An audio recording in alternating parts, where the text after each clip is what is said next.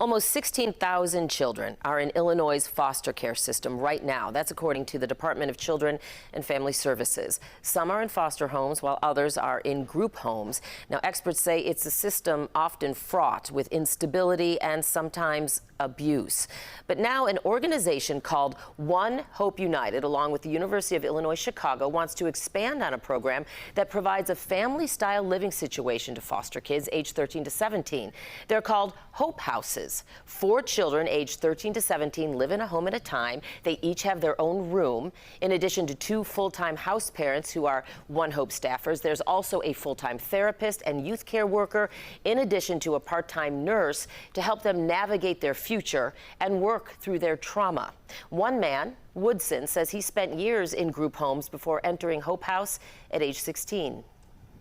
At Hope House, it felt more personal and supportive compared to other placements that I've been through. It didn't feel like we were just in a group home facility. It felt like we were more in I would say more like a caring environment, because we had house parents and stuff like that. And then they spent we would only have one house parent, and they spent almost the whole day with us. And then we had youth care workers and stuff, so it helped. How did that change your life? It gave me more structure, and it showed me the importance of discipline and consistency. Joining me now to talk more about this are One Hope United CEO Damon Cates and UIC's Dr. Jennifer Gieger. Thanks so much for being here. Our pleasure. So Damon, I know there are already 4 Hope Houses in Illinois, 2 in Rockford, 2 in Champaign. Why partner with UIC now, and what is the goal? So we started our first Hope Houses actually in Florida 7 years ago, and we're up to 11 of them there. And then now, as you mentioned, we have 4 of them in Illinois. And as we continue to expand, we know anecdotally that they're working really well. We see stories like Woodson's and others where we see the impact and the progress that they're making and the things that are happening positively in their lives.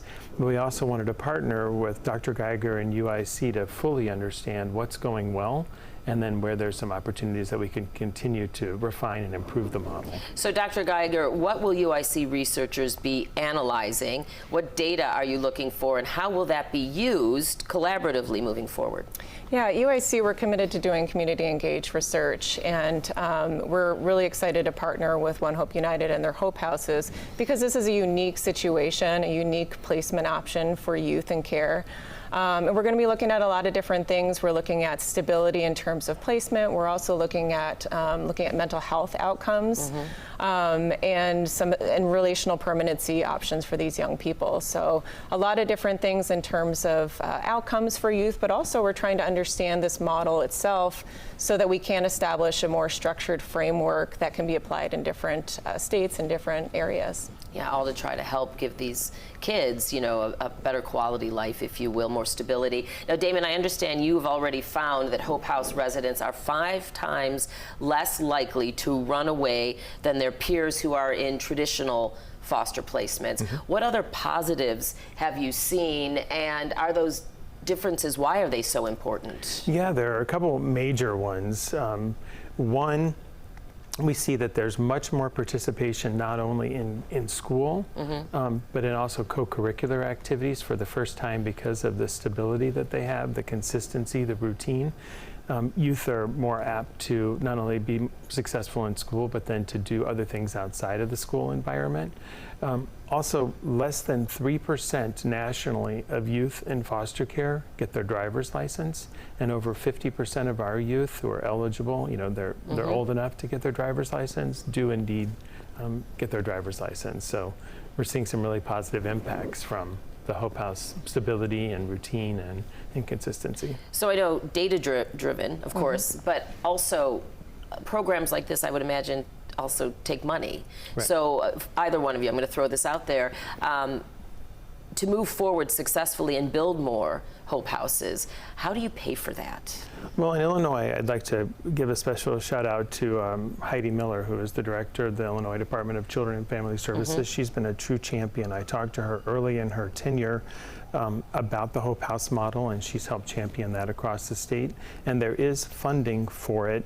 but the funding that we receive covers the costs. We also fundraise from private donors to help, what we like to say, make the house a home, because there are also lots of expenses that come with Right, of running course, a home. of course. And donors and philanthropists help us with that. Right, right. Well, Damon Cates, Dr. Jennifer Gieger, thanks so much for joining me this morning to talk about this. Please keep us posted on your collaboration, and as things move forward, I would really like to stay on top of that because I think it's so important. Well, thank you for having us. Thank you. Thank you.